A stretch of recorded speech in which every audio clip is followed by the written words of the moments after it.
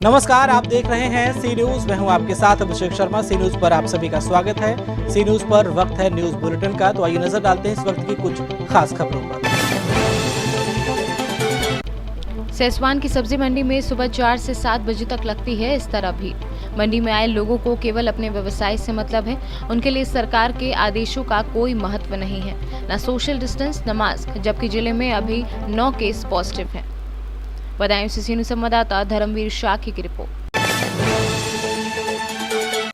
महासमुंद जिले के भाजपा कार्यकर्ताओं ने अपने अपने निवास स्थान पर 1 घंटे तक शांतिपूर्ण तरीके से कांग्रेस सरकार के खिलाफ धरना प्रदर्शन किया और कांग्रेस सरकार पर जमकर निशाना भी साधा गया।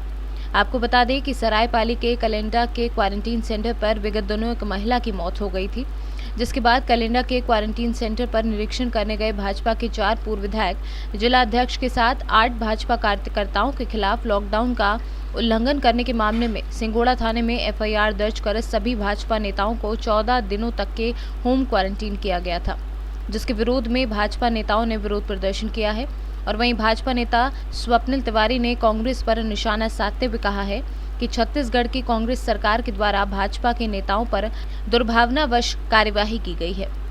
युवा मोर्चा आज पूरे जिले भर के कार्यकर्ता 2 दिन पूर्व सरायपाली ब्लॉक के ग्राम कलंडा में हुई घटना के खिलाफ सांकेतिक धरना दे रहे हैं। 2 दिन पूर्व हमारी जिला अध्यक्ष श्रीमती रूप कुमारी चौधरी जी, महासमुंद के पूर्व विधायक डॉक्टर विमल चोपड़ा जी, सरायपाली के पूर्व विधायक द्वय डॉक्टर रामलाल चौहान और त्रिलोचन पटेल जी सहित 9 हमारे वरिष्ठ कार्यकर्ता वहां मरीजों का हाल चाल जानने गए थे, जिनको कमरे में बंद कर उनका होम क्वारंटाइन के लिए उनको भेज दिया गया। कुछ देर के लिए उनको कमरे में बंद रखा गया और यही कार्य अगर कांग्रेस के लोग कर रहे हैं, उनका हाल चाल जानने जा रहे हैं, जो ये तो कुछ नहीं थी, इनसे डबल संख्या में भी जा रहे हैं, उनके साथ ऐसी कोई कार्रवाई नहीं की जा रही है। निश्चित तौर पर ये कार्रवाई दुर्भावनापूर्ण की गई है, जिसके खिलाफ भारतीय जनता पार्टी आज पूरे जिले में अपने घरों के बाहर में भारतीय जनता पार्टी कार्यकर्ता धरना दे रहे हैं। क्या भारतीय जनता पार्टी के कार्यकर्ता, भारतीय जनता पार्टी के नेताओं को इस प्रदेश के लोगों का हाल चाल जानने का भी अधिकार नहीं है? निश्चित तौर पर ये कार्रवाई दुर्भावनापूर्ण है, इसकी भारतीय जनता पार्टी निंदा करती है। क्वारंटाइन सेंटर कितने लोग निरीक्षण करने गए थे? क्वारंटाइन सेंटर का निरीक्षण करने कुल 12 लोग गए थे। सारे लोग मास्क लगाए हुए थे और पूरे डिस्टेंस के साथ वहाँ गए थे, डिस्टेंस बनाए हुए थे वहाँ पर। उसके बाद भी ये कार्रवाई बहुत ही दुर्भाग्यपूर्ण है। किया जा रहा था, लेकिन उनके ऊपर जो एफआईआर हुआ है और उनको 14 दिनों के लिए होम क्वारंटाइन में रखा गया। इस पर क्या कहेंगे आप? जो है आज सांकेतिक धरना प्रदर्शन कर रहे हैं इसके विरोध में। हमारा भारतीय जनता पार्टी जिला महासमुंद में सारे कार्यकर्ता 144 धारा के तहत घर के बाहर हम सांकेतिक धरना विरोध प्रदर्शन कर रहे हैं। भारतीय जनता पार्टी के जिला अध्यक्ष सरायपाली के क्वारंटाइन सेंटर में वहां अव्यवस्था और एक महिला की मौत की जानकारी लेने वहां हमारे भाजपा के कार्यकर्ता, वरिष्ठ नेता, पूर्व विधायक, वरिष्ठ भाजपा के सारे नेता वहां गए थे। उनके ऊपर वहां पर एक तो उनको बेवजह परेशान किया गया, उनके ऊपर होम क्वारंटाइन किया गया, उनको कोरोना का टेस्ट करवाया गया। निगेटिव आने के बाद भी उन्हें 14 दिन तक के होम क्वारंटाइन के लिए कहा गया।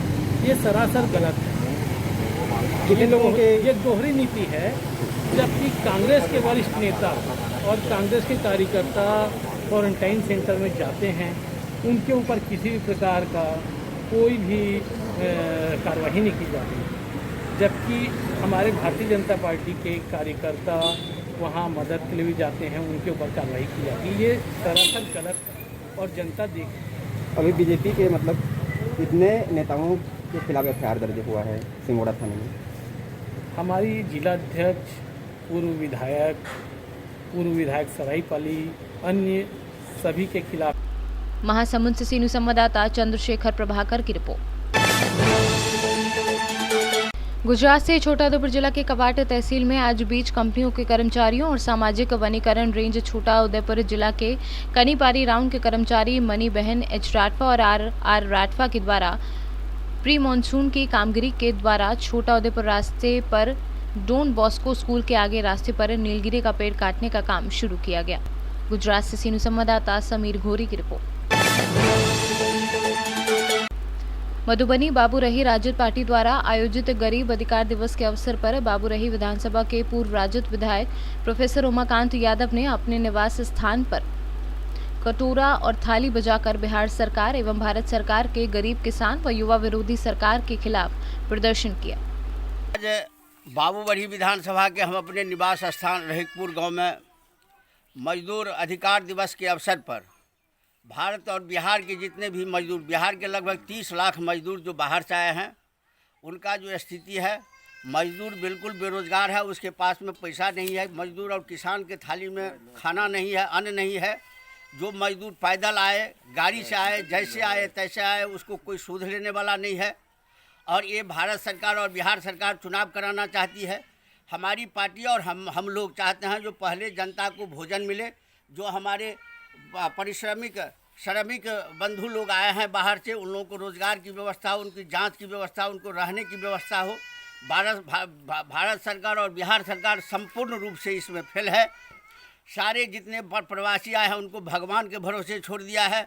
एक किंवदंती है जो पहले तो पीएम करता था सीएम को, सीएम डीएम को, डीएम वीडियो को, अब वीडियो करता है पब्लिक को, अब पब्लिक है भगवान भरोसे। न किसी को रोज़गार है, न खाने पीने का चीज़ है। हमारे यहाँ के भी बहुत सारे लोग बम्बई से, गुजरात से, दिल्ली से मोटरसाइकिल से, साइकिल चला के भी लोग आए हैं। उन लोगों की क्या स्थिति है, उनके घर की क्या स्थिति है, कोई देखने वाला नहीं है। हम लोग गरीब के हित में, श्रम करने वाले जो हमारे युवा हैं उनके हित में, किसान के हित में, उसके समर्थन में हम लोग हैं। जो सरकार पहले इसकी रहने की व्यवस्था करे, भोजन की व्यवस्था करे उनको, और उसके बाद चुनाव हो। चुनाव तो होना ही है, लेकिन पहले लोग जिंदा रहेगा तब ना चुनाव है। सरकार सब कुछ में फेल है। सरकार जनता को भगवान के भरोसे छोड़ दिया। उसको सिर्फ सत्ता चाहिए, सत्ता के अलावा कुछ नहीं चाहिए। इसलिए हम लोग अमित शाह के रैली को और ये नीतीश कुमार का जो है पब्लिक के साथ संपर्क को अपने पार्टी कार्यकर्ता से, इसका हम लोग विरोध करते हैं। हम लोग मजदूर के हक में, नौजवान के हक में, किसान के पक्ष में खड़े हैं। हम लोगों से जितना बन पड़ता है, हमारे पार्टी से जितना बन पड़ता है, हमारे जो दल के नेता हैं, बिहार विधानसभा प्रतिपक्ष के हमारे जो नेता हैं माननीय तेजस्वी प्रसाद यादव, उनके नेतृत्व में राष्ट्रीय जनता दल जितना बन सका है उतना किया है। हम आगे भी करेंगे। हमारे लिए पहली प्राथमिकता समाज है, हमारे श्रमजीवी बंधु हैं, हमारे बाहर से आए हुए मजदूर हैं, किसान है, वो पहला प्राथमिकता है, उसके बाद ही कोई प्राथमिकता है।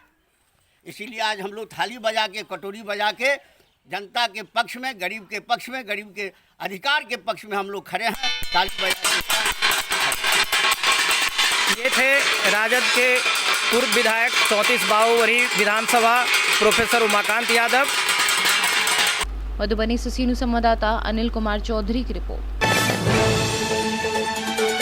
समाजवादी पार्टी के जलेसर विधानसभा क्षेत्र के प्रभारी रहे राकेश कुमार यादव को समाजवादी पार्टी के द्वारा जिला उपाध्यक्ष बनाए जाने के साथ ही एक बार पुनः जलेसर विधानसभा क्षेत्र का प्रभारी बनाया गया है। वहीं इस उपलब्धि के बाद समस्त जनपद एवं जलेसर विधानसभा क्षेत्र के लोगों ने बधाइयां देना शुरू कर दिया है और सोशल मीडिया पर जम करके राकेश यादव को बधाइयां दी जा रही हैं। सर, आपको समाजवादी पार्टी से जिला उपाध्यक्ष के साथ ही जलेसर विधानसभा पर पुनः प्रभारी बनाया गया। क्या रणनीति रहेगी आपकी पार्टी संगठन के लिए? समाजवादी पार्टी ने हम जैसे कार्यकर्ता पर भरोसा करके समाजवादी पार्टी जनपद एटा का जिला उपाध्यक्ष बनाया है। साथ ही साथ जलेसर विधानसभा की हमें प्रभारी के रूप में जिम्मेदारी दी है। हमारा उद्देश्य होगा कि हम जलेसर विधानसभा का जो संगठन है, उस संगठन को पूरे जनपद में जो 4 विधानसभाएं हैं, उन चारों विधानसभाओं से सबसे मजबूत संगठन जलेसर विधानसभा पर खड़ा करें। साथ ही जो हमारे संगठन का तौर और तरीका है, समाजवादी पार्टी का जो नया परिपत्र आया है, उसके तहत हम सबसे पहले 10 बूथों पर अपने सेक्टर प्रभारी नियुक्त करेंगे। 10 बूथों की उस सेक्टर प्रभारी की जिम्मेदारी होगी।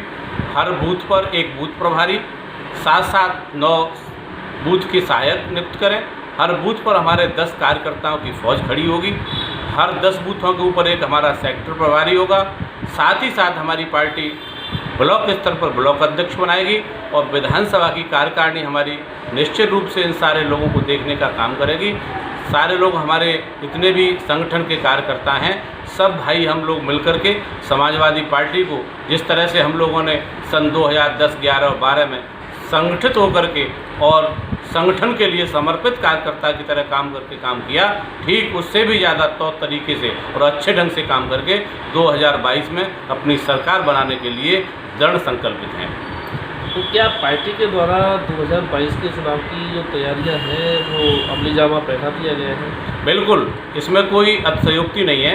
समाजवादी पार्टी बिल्कुल ज़मीन की पार्टी है, गांव, गरीब, किसान, नौजवान, अल्पसंख्यक, मजलूमों की पार्टी है, क्योंकि हमारी पार्टी का ज़्यादातर वोटर किसान है, देहात में रहता है और इस समय सबसे ज़्यादा पीड़ित है। तो हम जहां हमारा वोटर नौजवान, मजदूर, किसान, गरीब, जिसकी वेदना है, उस वेदना को हम समझ रहे हैं और इस कोरोना महामारी के इस वायरस के समय भी हम लोगों ने बगैर किसी सरकारी संसाधनों के, निजी संसाधनों से समाजवादी पार्टी के मुखिया आदरणीय अखिलेश यादव के आदेश पर पूर्ण निष्ठा और ईमानदारी से लोगों की सेवा की है।